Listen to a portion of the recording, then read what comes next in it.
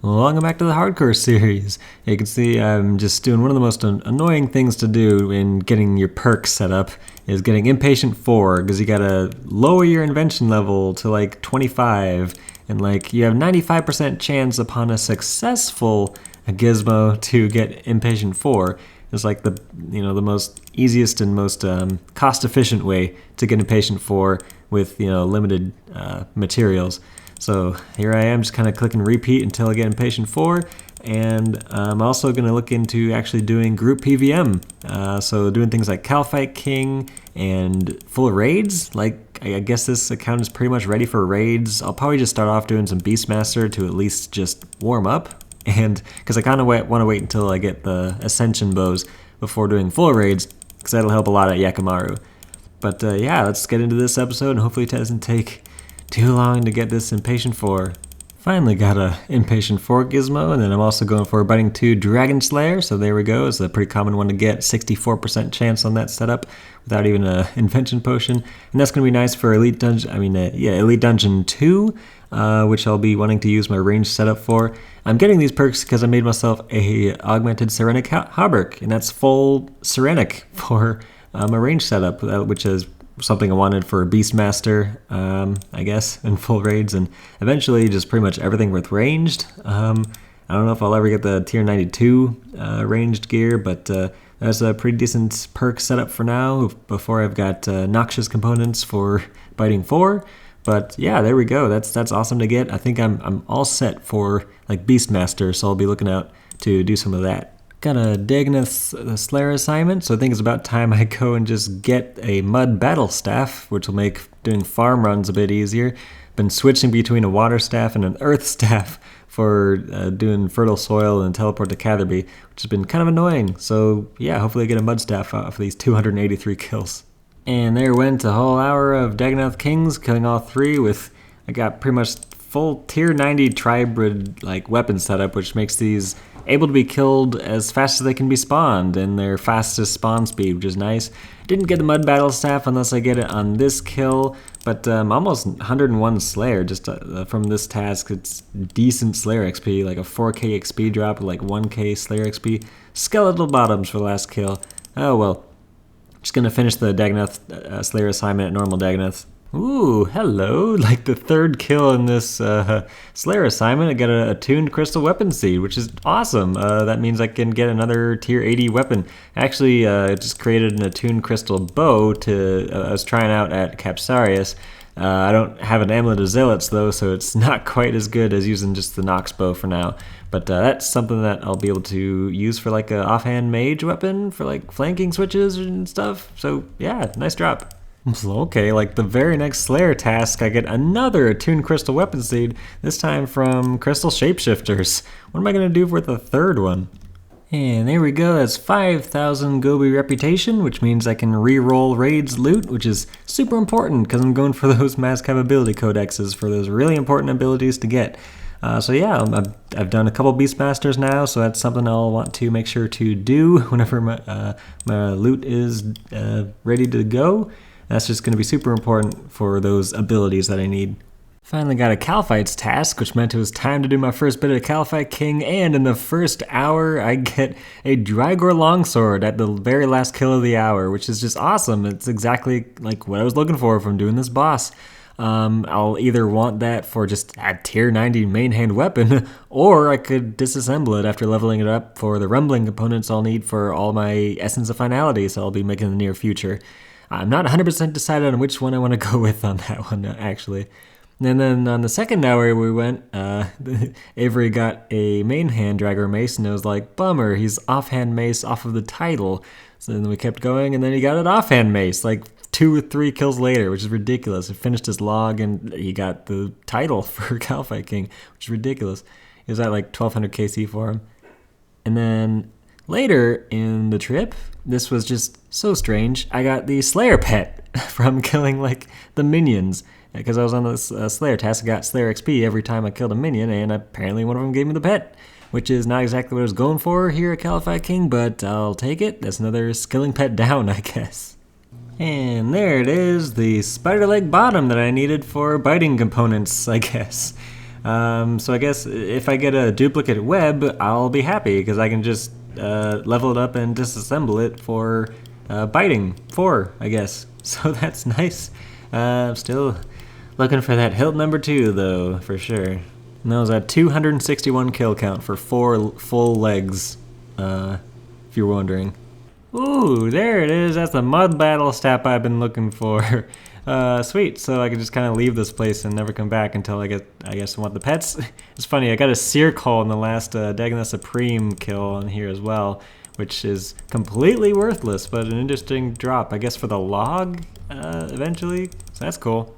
Overshot the points to buy this by a little bit because I thought I was going to get the Globetrotter jacket next, but I feel like the Globetrotter shorts are just more useful, for me at least. I don't mind not being able to teleport straight to a couple locations, but yeah, Globetrotter shorts, they're just so nice to be able to just right-click, signal Yuri, and I think you can do it in combat, which is like so much nicer than having to wait until you drop combat to be able to signal the thing.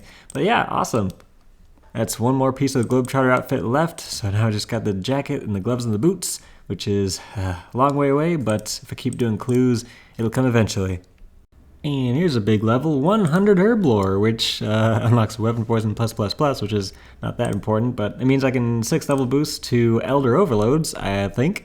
I'm probably going to hold off on that until I've got like as many Elder Overloads lined up to be able to be made as possible, because that might get me to 101, which will make it a bit easier to boost the 5 levels instead of 6 levels. So it's the day of release of the activity pets or whatever, and I got the Desert Farm of Moon unlocked just while I was at work. Someone in the clan chat, or the guest clan chat, I guess, just says Moon, World 98, South of Shanty Pass. So yeah, I mean, that's a pet unlocked. It's probably not going to be a very rare pet because you just join the friends chat and pretty easy to find, but neat. That's exactly what I wanted. Sweet. Offhand Draugr. I can get rid of this stupid Elder Rune offhand longsword. Ooh, that's going to make this even nicer. I was curious to see the amount of keys I've gotten in there for kills I've gotten at like Quintus. And Quintus, 169, which is like by a pretty wide margin the most keys I've gotten for any of the Legios, but is the one I need both signets from, which is ridiculous. It's the one I have the most kills in, but the least signets. Okay. By the way, at 51,000 Ascension Creatures kills. And just a little update on the AFK grinds while working from home. Got 96 woodcutting, which unlocks golden bamboo, which I'm not really planning on utilizing as a method of training woodcutting. I'm just going to AFK to 99 at crystal trees, which I know is not the fastest method, but crystallizing those trees in Menaphos it costs too much soul runes, even though it's like twice as fast as this, so I just would rather just AFK longer here at Crystal Trees. You gotta be kidding me. Acto Tempest Boots at like 3 kill count on Beastmaster. How many kills? 4 kills. 4 kill count, first Acto piece. Like, are you kidding me? I don't want Acto, I want Mazcab. I mean, not Mazcab, Ability Codex. Like, I mean, is Acto ever going to be useful on this account? Like, full Acto is tank armor. It's garbage. I guess I could disassemble it for rumbling components. There's that. But, like, you can just buy them off the thing for barely any techie anyway. I don't know. I'm going to have to think about it. It really didn't take me long to decide. I'm just going to disassemble these things. Because, honestly, Acto is just useless on an Ironman. Like, really, what am I going to use Acto for, even on a hardcore? So there we go. That's 7 rumbling components from 1 drop, which is awesome. So that's going to be enough for 2 Essence of Finalities and another Alchemical Hydrix to help with repairs. So that's just a really amazing thing to finally have. Rumbling components. I didn't have to disassemble something stupid like my Drygors. Can't believe I considered disassembling Drygors instead of just going to raids and getting either a piece of non-Acto or a piece of Acto to disassemble for these easy rumbling components. But there we go. I think what I'm going to do first is make the Essence of Finality for the Dark Bow, because ranged is pretty much what I'm going to be using for the longest time at these kind of like best in slot weapon like styles.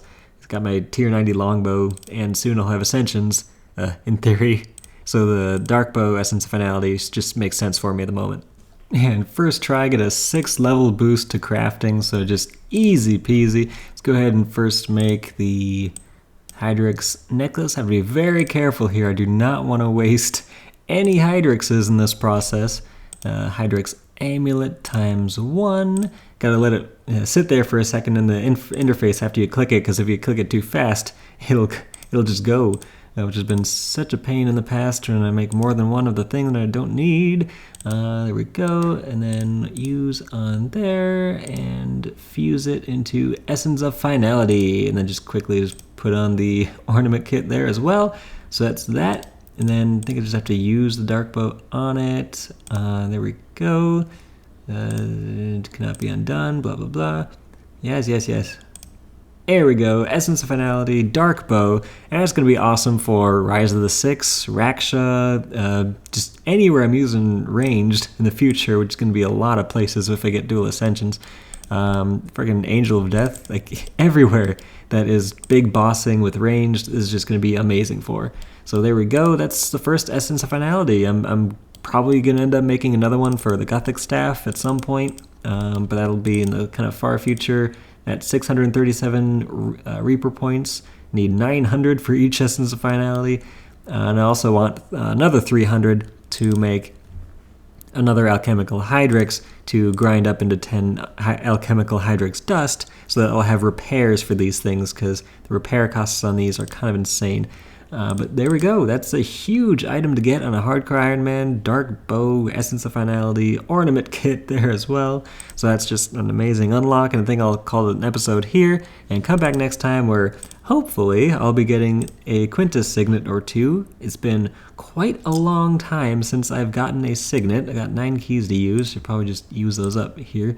But let's take a look at the total Quintus keys so far. You can look at the collection log for how many keys you've gotten. 194 Quintus keys and 0 Quintus Signets. That is like 4 times drop rate, which is just what happens on the Ascension grind. I got kind of lucky on all the other Signets, so it just takes one Signet to be unlucky at, and then it just takes forever.